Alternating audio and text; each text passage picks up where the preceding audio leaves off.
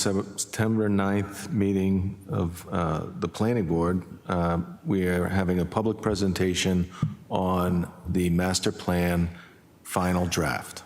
Thank you for coming. I will turn this over to Lester Hensley, who is chairman of the master plan committee. Thank you, Lester. Thank you, Mark. Good evening, everybody. Lester Hensley, 39 Arch Street, and thanks to those of you who have joined us here tonight, and for all of you who are watching us at home on our national award-winning Westboro TV. This step is one of the last steps here as we adopt a revision to the Westboro Master Plan. And I thought, by way of a little bit of background and for the record, I would share that a master plan is a requirement of the state of Massachusetts under MGL Chapter 41, Section 81D. And it suggests that communities, or it requires that communities through their planning board, prepare a master plan to consider the future growth and development of their communities. It requires an element that states the goals and a public statement which identifies the goals and policies of the municipality for its future. And typically we think of master planning in 10 to 15-year periods. So the work of the process is to identify how we would like this community to look in the future. And it's to do this through an interactive public process to determine community values, goals, and to identify patterns of development that will be consistent with these goals and values. So there are required elements that the state has for master planning, and they include, for example, a land use plan, a housing element, economic development, to look at natural and cultural resources, open space and recreation, services and facilities, transportation and circulation, and then ultimately present an implementation plan.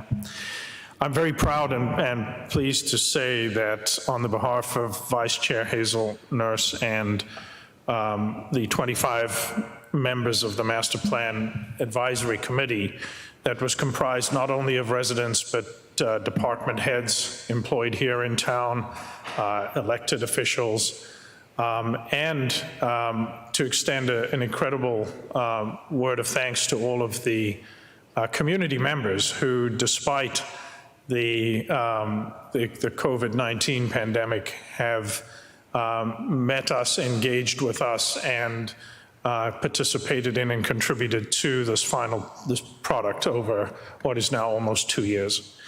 So, in addition, I think Westboro has produced quite an extraordinary document. There are 2 new elements in this document, not required by the state, that came to the fore as a consequence of the foresight and courage of a couple of our citizens.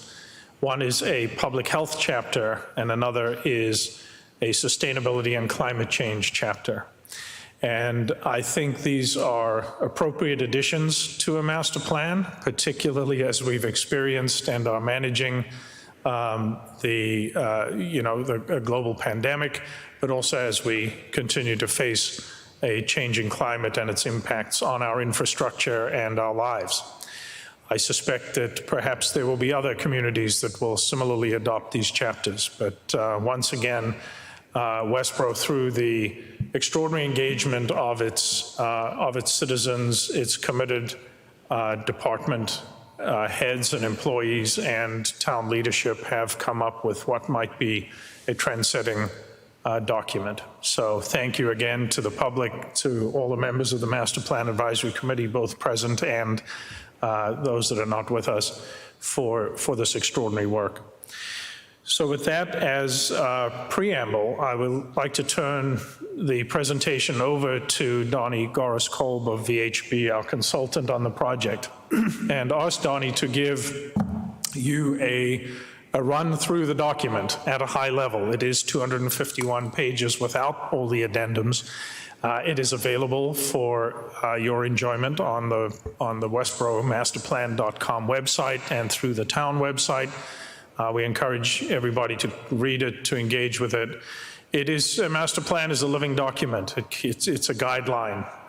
While it has an implementation template, it can change as circumstances change. And citizen input and citizen engagement in Westboro has always been at the core of what makes this community the special place that it is. So we do invite people to continue to read and comment.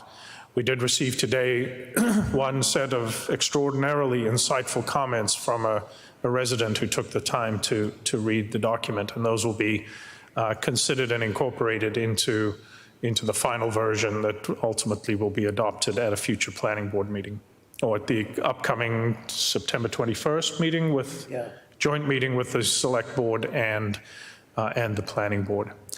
So what Donnie will do is run us through how the master plan is built, the chapters, and illustrate a little bit what's in the chapters, and maybe look then at the goals and actions in the implementation matrix. So again, thank you, and Donnie, I'll turn it over to you. All right, thank you, Lester. It's such a pleasure to get to this point and to be here in person too, since most of the process has been a virtual one.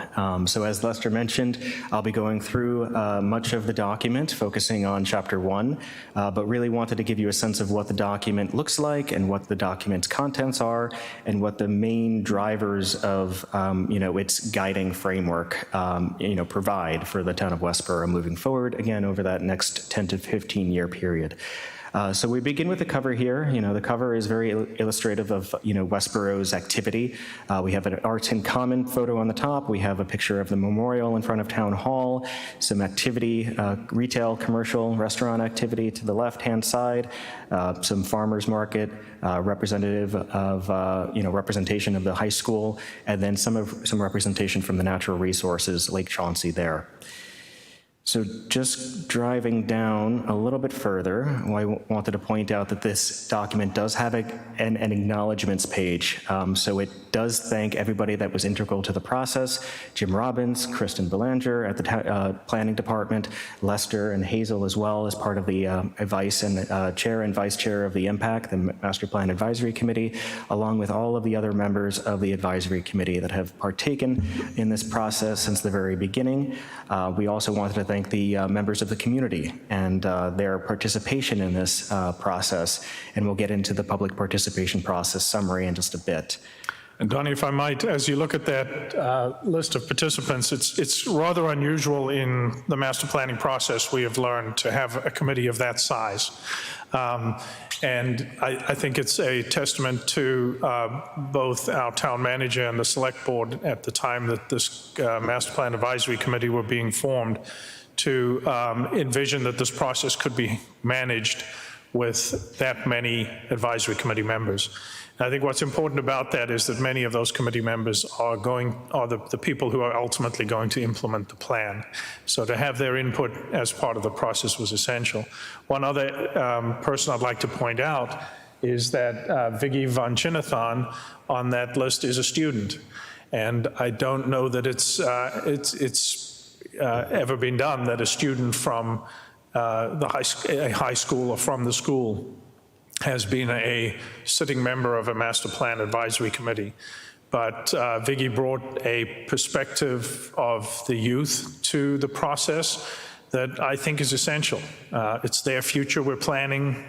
We may as well get to know what they're looking for here. So I just wanted to highlight that. Thank you. Sure, thank you.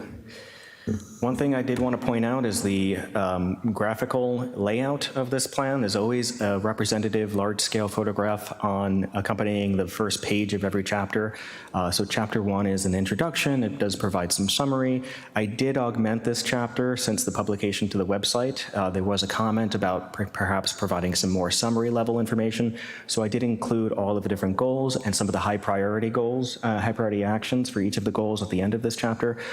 So there's a little bit of updating to do on this, but nothing substantial. But again, that was in reaction to a comment that was received from the public, so I'll get into that in just a bit. But each chapter does also have a header that it also includes a representative photograph. So this is, again, a chapter that's a summary document. It does provide information on the planning process, and you do see an image, a panoramic image of the first public forum that we did hold in person over at the Westboro High School that over 150 people attended. So it was very robust, and we wanted to put that in the front of the document and just advertise that.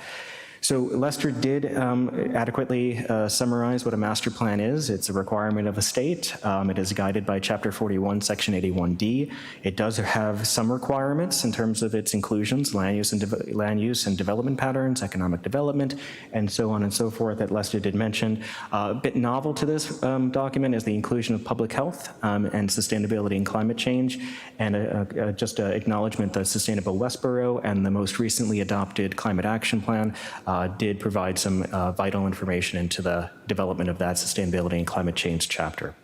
So again, this first chapter goes into what a master plan is, and then it goes into the planning process. So this planning process was conducted over 5 steps that was consolidated into 3 different phases. So the first phase, Westboro reflects, and during that phase, we identified the town's issues and opportunities. The next phase, Westboro explores, we set the town's shared vision, which I'll be reading in just a second, and supporting goals, which I'll be summarizing as well, and developing and prioritizing supporting actions. And lastly, the last phase, Westboro confirms, we created an accountable implementation program that I will summarize at the end of this presentation, and we pulled it all together into this document that you see here tonight. Again, we wanted to acknowledge the MPAC, the Master Plan Advisory Committee, so we have all of their different names. And as Lester mentioned, it was a large group, so it befitted the Master Plan Advisory Committee and the planning process to break it up into different subcommittees. So each chapter of the master plan, topic-based chapter, so again, land use, housing, economic development, et cetera, had its own subcommittee. And members of those subcommittees focused on that topic, and toward the end of the process, they gathered together, reviewed everybody else's information, and provided comment. So we broke down the silos, throughout the process, but definitely toward the end of the process as well. Public engagement, as Lester mentioned, we did have a robust public engagement process despite COVID-19. We did start the process in person back in 2019, I believe, with the formation of the MPAC. In this very room, we had our first meeting, and we broke out into different subcommittees. But what I wanted to mention is that it was imperative at the very beginning of the process that the MPAC support a broad and inclusive outreach program. And to that point, we created a community outreach database, and that database included all of the different groups with emphasis on those groups that are typically not included in or do not voluntarily participate in town decision-making. And we had an established ambassadors within the MPAC to reach out to those individual groups during key master plan milestones. And additionally, the MPAC performed some in-reach. So as we mentioned, there is a lot of representation of the town boards and committees and departments within the Master Plan Advisory Committee, but we went a little bit further during the implementation phase, during the Westboro confirms phase, and we asked all the different departments and boards and committees to take a look at the implementation program to make sure that we had their buy-in, that things made sense, that the implementation leaders that we identified were the appropriate ones. If there were any partners that should be additionally identified, we asked that and they provided. We wanted to make sure that the timeframes were correct. Is this action feasible to be developed within or implemented within a short time frame, a mid time frame, et cetera? We had an open community tour at the very beginning where the town and the members of the MPAC took me and some of my team on a tour of the town of Westboro, looking at the key facilities and the key resources, start to identify the issues and opportunities alongside some targeted stakeholder interviews. I was just telling Kristen that I walked by some rooms today, which I haven't been in this building in quite some time, but I do remember holding those one-on-one interviews in those rooms way back at the start of this process. So I remember those interviews fondly. We did, as I mentioned, have that in-person public forum where over 100 individuals attended, and that was a visioning forum where everybody broke out into different tables. We had post-it boards in the middle of the tables, and robust conversations took place, and ideas were exchanged. And diversity was sort of sought and mixed within these individual tables, so that there wasn't sort of a group of individuals, speaking to one another, but it was more diversified. So that was a successful event, and some summary of that is provided in the appendix Speaking of that, the community surveys, there were two. The first community survey was again mimicking that first public forum, and that second survey focused on prioritizing the actions and seeking additional input on the goals. So we had two individual community surveys, we had one in-person forum, and then we also had a second public forum. That second public forum was a virtual format. We were forced to have that virtually, but we did use the Zoom platform, and we did have breakout rooms, and we did rotate topics, and we did have a good, robust conversation in each of those breakout rooms, and we employed some real-time polling that united everybody within the Zoom session, but also people that were viewing through Westboro TV.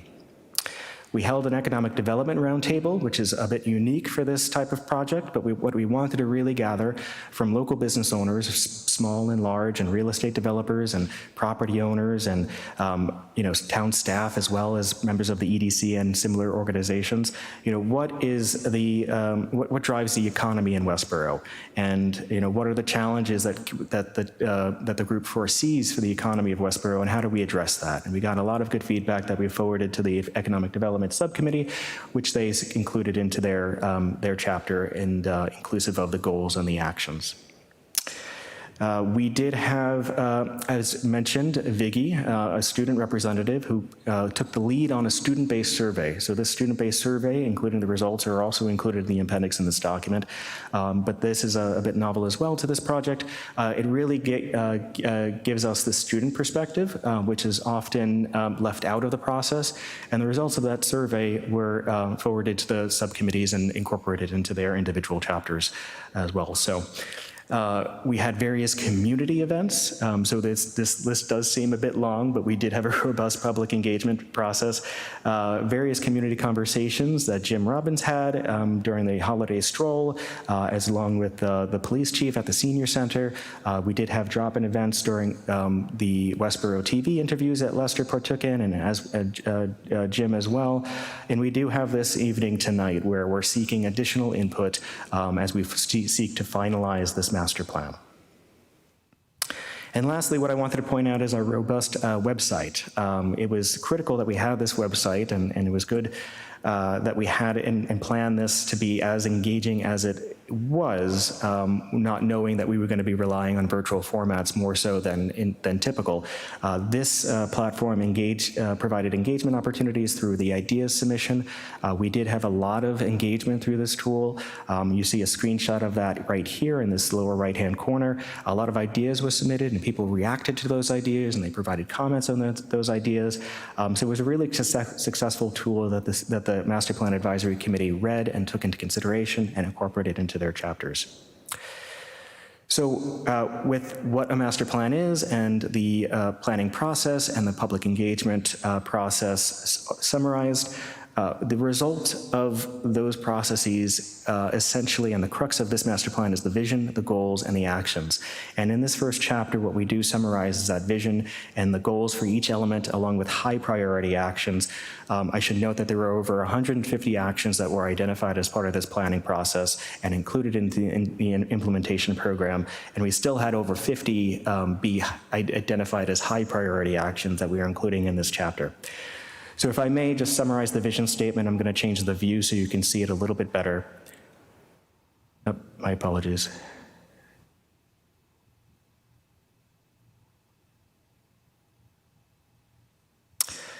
Incorporated in 1717, Westboro is a New England town between Boston and Worcester that is home to a diverse community with a strong sense of pride and can-do spirit. This is underscored by its commitment to equity and inclusivity, as well as widespread civic engagement and participation. Our people are what makes Westboro great. Together, we have reflected, explored, and confirmed, again, referencing the 3 phases of the master planning process, our vision for the future. We are a community that will be balanced. And by that, we mean balancing new development with our ambition to preserve our historic and cultural heritage, as well as our sense of place. Connected, and that means enhancing the social, educational, recreational, and cultural activities that make the town great, and that bind the people together and provide some interactive elements that bring the diverse nature of the community and the residents together. Desirable and accessible, referring to attractive neighborhoods, exceptional schools, and public safety, but also providing a range of housing options and affordable housing options. Thriving, referring to economic activity. One of the big things that was identified during this process is the location of Westboro, Mass Pike, I-495, Route 9, all within the Metro West region. Businesses both large and small. Even through this process, the town of Westboro gained some significant economic advantages through new developments like the Olympus headquarters and Amazon. Multimodal, referring to the transportation network, whether it's automobile-centric or moving beyond that to more bike-ped accommodations and facilities. Sustainable, we already mentioned the climate action plan that was recently updated and the activity of the Sustainable Westboro, but looking to lessen the town's environmental impact locally, but also contributing to global goals and state goals, which is the carbon neutral goal that the state just announced or amended for 2050. And lastly, trusted. This is a reference to the strategic plan that was produced not too long ago, but making sure the town government provides innovative and high quality municipal and educational services that are consistent with that strategic mission, the mission that's included in that strategic plan. So goals. I won't be reading every one of the goals, but I will be providing the intent of the goals collectively as they pertain to the individual chapters. So land use and development patterns. What we heard and what we incorporated into the plan, again, is making sure the land use regulations, policies, and procedures are consistent with the community vision that I just read. Balancing the land uses, promoting vitality and environmental sustainability. Revitalizing the downtown was a big issue for a lot of folks. They recognize the value of downtown and they want to see it become even more vibrant than it is today. Protecting that New England village and making Westboro, keep its sense of place and not allow overdevelopment or inappropriate development that is inconsistent with that character. From housing, looking to diversify the housing stock, creating opportunities to improve affordability, and then also making sure that new residential developments and the influx of residents don't negatively or adversely impact the town's ability to provide those innovative and adequate services and facilities. Economic development, leveraging in local and regional organizations, such as its own Economic Development Committee and local Chamber of Commerce's for the betterment of the economic landscape in Westboro. Promoting success across different market sectors, so diversifying those market sectors. Improving the major shopping centers like Bay State Commons. Fostering partnerships and programs that advance workforce development. And collaborating with property owners and businesses in downtown to empower them to create economic growth themselves. For natural and historic and cultural resources, managing the lands that the town does own, their unique and important the town's overall, unique and important natural resources, namely its water supply. Supporting biodiversity and preserving sensitive species. Preserving the historical assets and the heritage of the community, raising awareness and understanding of that heritage, and expanding cultural offerings that facilitate community integration and reflect the diversity of its constituents. Open space and recreation, broadening protection for the open space areas and the agricultural spaces in the community. Continuing to expand the town's network of recreational and commuter trails, namely the BWALT. Providing public recreational programs, both indoor and outdoor. So taking inventory of what the town does have and perhaps augmenting it with what the needs of the community are and making sure that those provisions are reflecting the diversity of the population as well. Public facilities and services, making sure that the school department can continue to be exceptional. Supporting the long-term sustainability of infrastructure, namely water, sewer, and stormwater. Ensuring that the town's facilities are aligned with the community's diverse needs and long-term vision. And adequately staffing and training departments to meet its current and future staffing demands. And that's a reflection of the staffing study that was recently completed in 2020.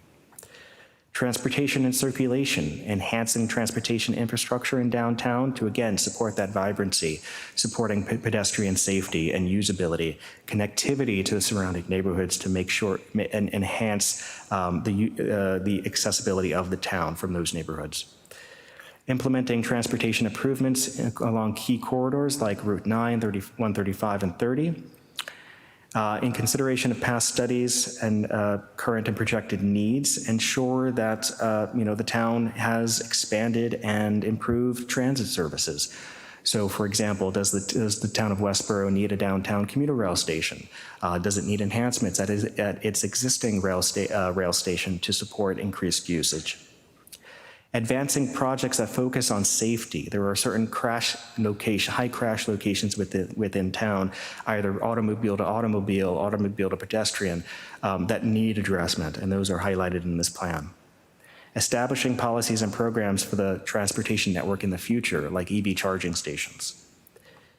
And related to EV charging stations, sustainability and climate change, mitigating greenhouse gas emissions at the community scale and across all of the town's municipal operations, again, in support of the state's goal of being carbon neutral in 2050.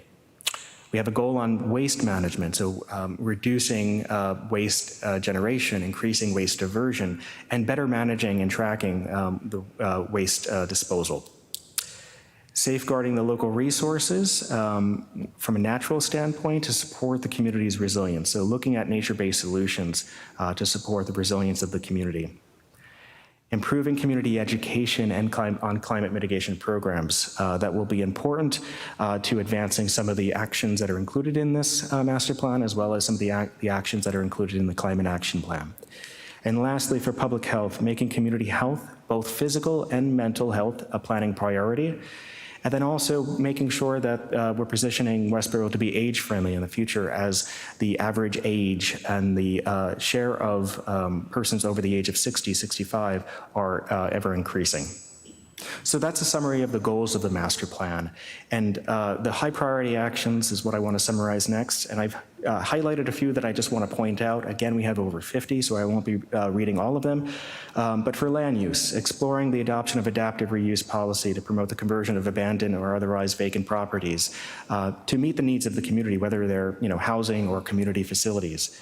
Anticipating that next wave of office and industrial developments, and making sure that the town is well positioned for that, and not making sure that the town's existing land use regulations don't unintentionally put Westboro at a disadvantage for those trends, to take advantage of those trends. Housing, exploring the integration of incentives into the zoning bylaw to encourage a greater range of housing choices. Seeking passage of the and adoption of the Community Preservation Act, which will provide much needed funding for affordable housing, but also open space protection and also historic preservation. Economic development, exploring the potential to introduce additional food and entertainment amenities near employment cores and near the downtown. That was a particular point of the students, that they wanted to have more of these types of facilities and retail that's accessible to them and proximate to the high school. Some more on economic development, incorporating teen-friendly amenities into Bay State Commons and the rest of the business district, which is a reference that I just made. Natural, historic, and cultural resources. So the town does own some land, and making sure that the town's land management planning is adequate for conservation purposes. Evaluating the potential of passing a scenic roads bylaw that would help preserve trees and aesthetic and historic characteristics, such as stone walls within the town's public right-of-way. Two more under this topic: identifying underutilized public or private spaces in the downtown that could be used for pop-up or on a permanent basis for the display of local artwork and other creative performances.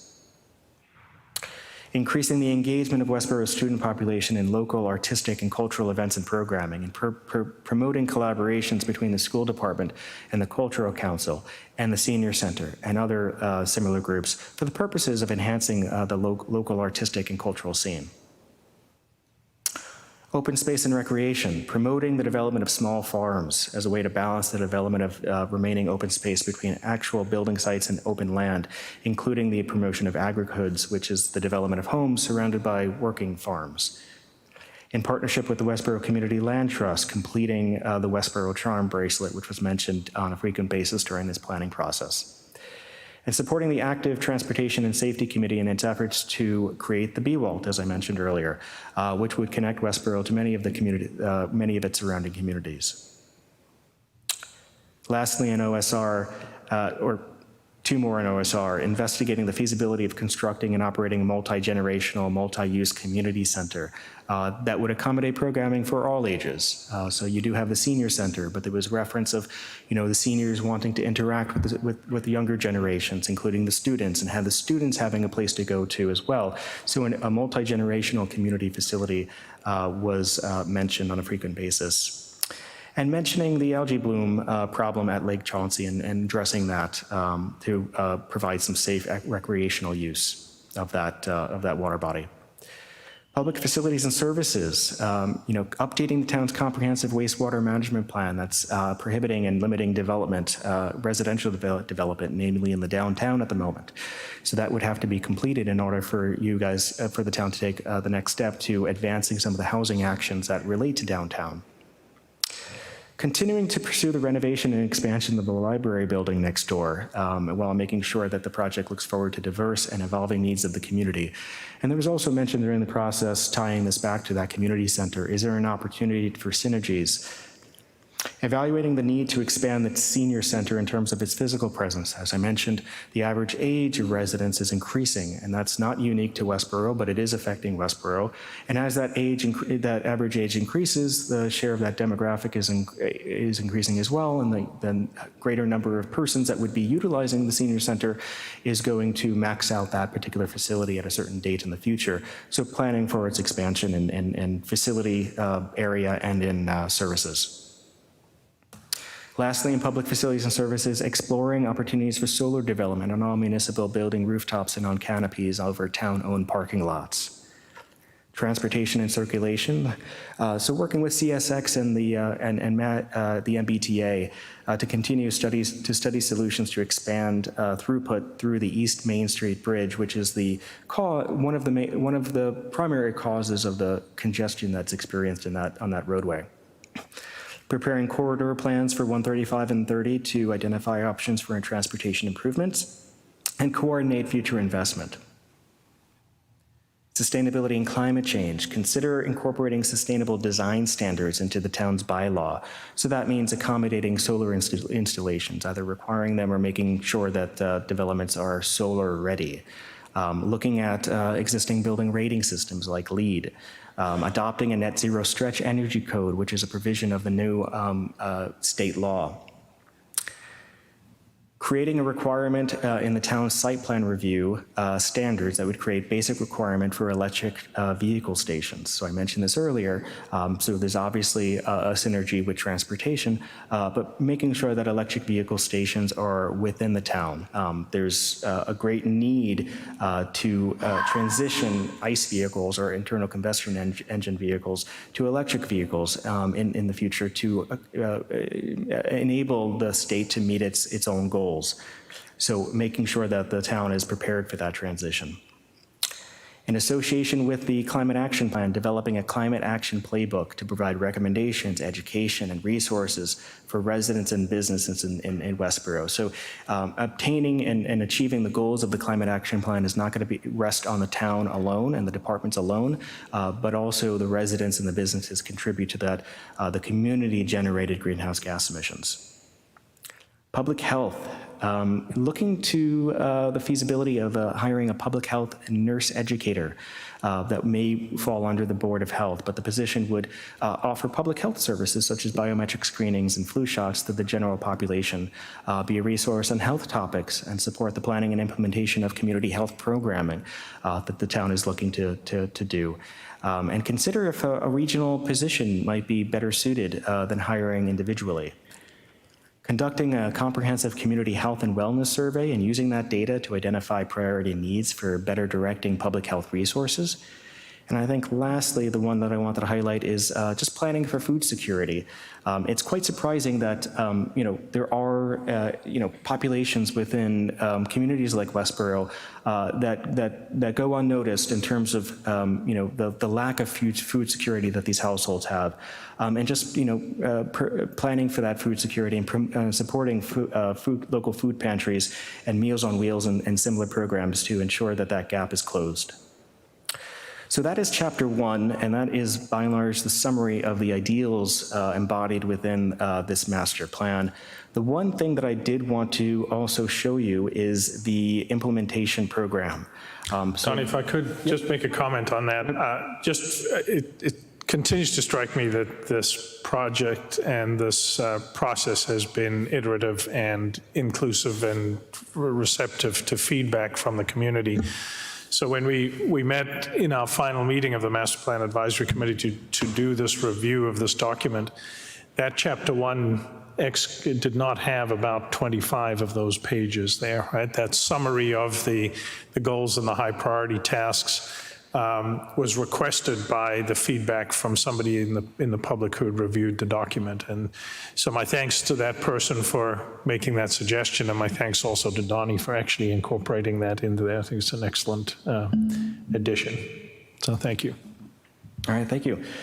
So the implementation plan is really the document that the town is going to utilize in the moving forward. So this is a living document, as Lester mentioned during the beginning of the stage.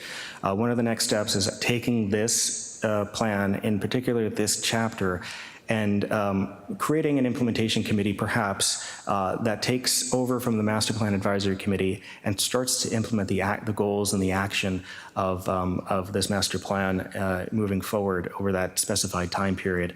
But this implementation plan is meant to be accountable and hold the town accountable to the implementation of this plan, and making sure that it's not a plan that sits on the shelf. I don't like to throw that term around, but too often it does happen. So we do our best to make sure that plans are living documents, plans are usable, plans can be easily picked up and run with. This is evidenced by the town of Westboro, because we had to cross off a few things. We had to identify certain actions as already completed.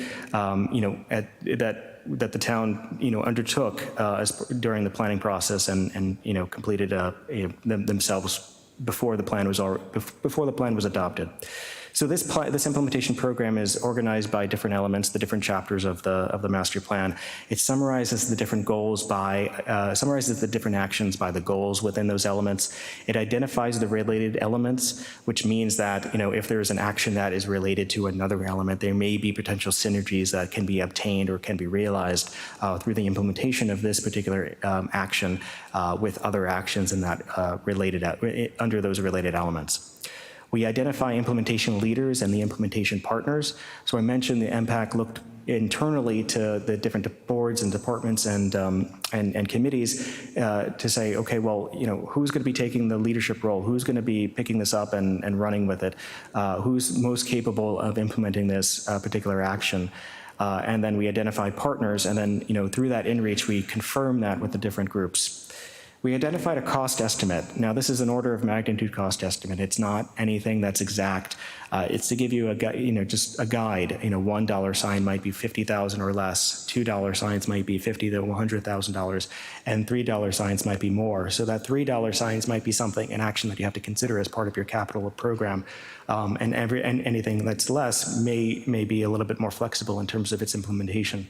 The last two columns, time frame, is when you might anticipate that this particular action is feasible to get started, and a priority is how important it is or critical it is for the town to implement this particular action to meet its goals and meet its vision, and we, as I mentioned earlier, we had that second community survey that sought the community's input on those priority settings, and those priority settings were confirmed by the MPAC during one of our last meetings. So again, this is the end result of the iterative process that I just described. This implementation plan is to be picked up and utilized for the implementation of the again, of the ideals and, to meet the overall vision, the goals of the master plan. And I think, that by and large is a pretty good summary, I think, of the master plan. I'm not quite sure if I missed anything that anybody wanted to point out. The appendices do include the results of the community survey. It does also include the student-run survey, as well as a planned downtown village planning district overlay district that was proposed and written up and researched by members of the community. So we incorporated that as part of the plan as well. Okay, thank you, Donnie. We received some really great comments from a member of the public who took the time to read the document today, and we will be looking at incorporating those. But one of them was that we perhaps include explicitly in the goals and tasks the planning for bicycle parking, right? So on the assumption that we succeed in getting bicycle utilization up, have we planned a place for people to put their bikes? So people are thinking about it, but it resonated with me because I happened to tune into the Formula One Grand Prix in the Netherlands this weekend, and of the 26,000 fans who attended that sporting event, only 2%, so 520 of them arrived by automobile. The rest arrived on bicycles, and they had massive bicycle parking areas planned, and on public transportation, on trains. So quite inspiring that that level of adoption can be achieved over time and with good planning. So at this point then, we'd like to open up the discussion to any comments or questions from any of those who are in attendance here. Mark, did you want your board to comment on a question first, or do you want to hear from the attendees? I think you've taken the lead on this, and you can continue to. Okay. Is there anybody here in attendance that has a comment? I see Don raising his hand, Don Byrne. Nobody else? Don, would you like to come up and use a mic so we can hear you?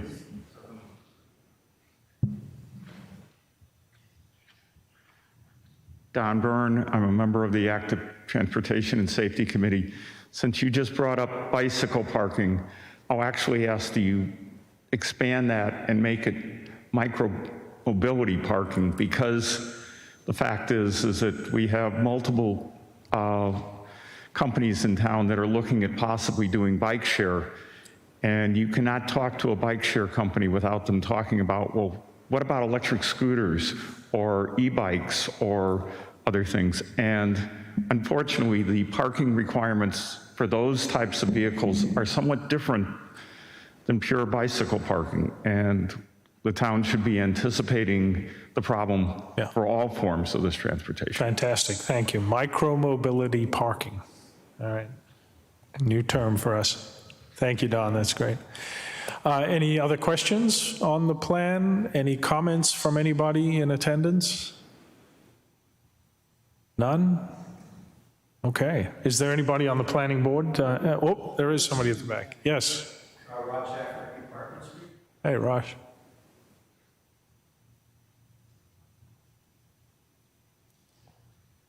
And once again, if you'd repeat your name and your address for us for the record, that'd be great. Rod Shafford, 8 Parkman Street. First of all, I'd like to congratulate everyone here on the tremendous amount of work that's been done. I was amazed at the amount of data that was in there that can be used for future reference. So congratulations to all who participated. I thought there was perhaps one typo, and I couldn't find it in the master plan. There was a reference on economic development to the Metro West Chamber. I'm not sure what the Metro West Chamber how that would relate to this. I think maybe they meant the Metro West 495 partnership as something that they would work with as opposed to the Metro West Chamber. Jimmy, can you clarify that? There is a 495 Metro West Chamber of Commerce, or is it a partnership? So there is a Metro West Chamber of Commerce, and I believe it was mentioned in reference to what's called a Transportation Management Association, where one of the things that's recommended that Westboro do is develop or work in concert with a regional transportation management service to provide ride-sharing matching for commuters and for alternate means of transportation. So without knowing the exact reference, I'm not sure, but there is a 495 partnership, which is an economic development organization that puts together businesses with locations and employers with workforce training initiatives. In that section, you might just maybe look at referencing that. I was just going to say, I see Donnie scribbling notes, which means he's going to be doing a document search very quickly and validating that we've got those organizations correct. Thank you for your keen Then the eyes. only other thing I had was, in terms of the ones that were highlighted, who decided that those highlighted ones were the... That was just my personal process of making the presentation as succinct as possible. Well, the subcommittees did rank the goals and objectives by priority, so I don't know whether it was purely personal preference, Donnie, on your part, or experience preference, but I assume they came out of the highly ranked prioritized tasks that the subcommittee assigned to them as well. Right. All of those that were in that document that I showed on the screen tonight are high priority actions. Those that were highlighted in yellow are no more high priority than the others listed in that chapter. Just to give you a sense of what is included amongst those high priority actions. Those highlights will be removed as part of the final document. Maybe initialed by you. No. Thank you very much. Thank you very much for that feedback. Any other comments from the public? Okay, seeing none. The planning board, does anybody have anything to add? I mean, you've really all weighed in through the process. Thank you for that. But if not, then I will highlight that our next event in this process is September 21st, the joint meeting of the Select Board and the Planning Board to do a similar review, and then I believe at that meeting the Planning Board will vote to... That is an intention. It's up to the planning board to make that motion, but Okay, so that is an intention. that's the next stop, and then ultimately I believe we're making a request through the town manager to just really do a presentation at the fall town meeting of the adoption of the master plan to let that body know that this has happened. So thank you, Mark. I'll turn it back over to you. Well, thank you, Lester. I am impressed at how much of a living document this is, because we just had a couple of really good suggestions tonight, and over the next 15 to 20 years that this document is being used, it's adaptable, and that's really what I find impressive. I will say that, we'll, as a planning board, as a town, this will give us a reference for a lot of future decisions in the town. And so it's such an important document for us, and I really appreciate all the effort that's gone into it. It's been a long process, a lot longer than we expected, but extremely gratifying process. And we will have a meeting next week. We will take a vote. I can't guarantee it will pass, but we might have to start all over. No, just kidding. Anyway, with that, I don't know if there's any other... I'd like to make a comment before you close this, Mark. I want to thank VHB and Donnie and his colleagues and all the folks at VHB that worked on this document behind the scenes. I know that you have artists and people that have worked to format the document, but the amount of research, information, energy, and meetings that Donnie has attended, and a lot of you don't know, but we meet every other Wednesday afternoon at 4 p.m. And Donnie is part of that, Lester and Hazel and Kristen and myself. So Donnie's been at a lot of meetings, as well as some of his colleagues have come, and Landwise, who's your affiliate that worked on the economic development chapter of the plan, have put a lot of effort into this, and it's been a real pleasure to work with you, Donnie, and all of the members of VHB. And as you look at the plan, a master plan can be a really dry document. I tell people, if you're suffering from insomnia, just get a copy of our master plan. And that's obviously a joke, but a lot of master plans have very few images, very few interesting tables or graphs or charts. or maps, but this master plan has a lot of images. It not only serves to promote interest, because some people are more visually oriented and they'd rather read a map or read a chart or look at an image to spark their interest. And without those images, without that information displayed graphically, I think the plan can be that kind of insomnia cure. And that's not this plan. This is an interesting, dynamic, living document, as was said several times here this evening. So thank you to everybody that worked on this, in the advisory committee, all the departments, and the citizens, as well as the planning board and our leadership with Lester and Hazel. Thank you very much. All right, with that being said, I will make a motion to adjourn the meeting. All those in favor? That's 4-0 in favor. Thank you so much for coming out on a wet and nasty night. Thank you so much.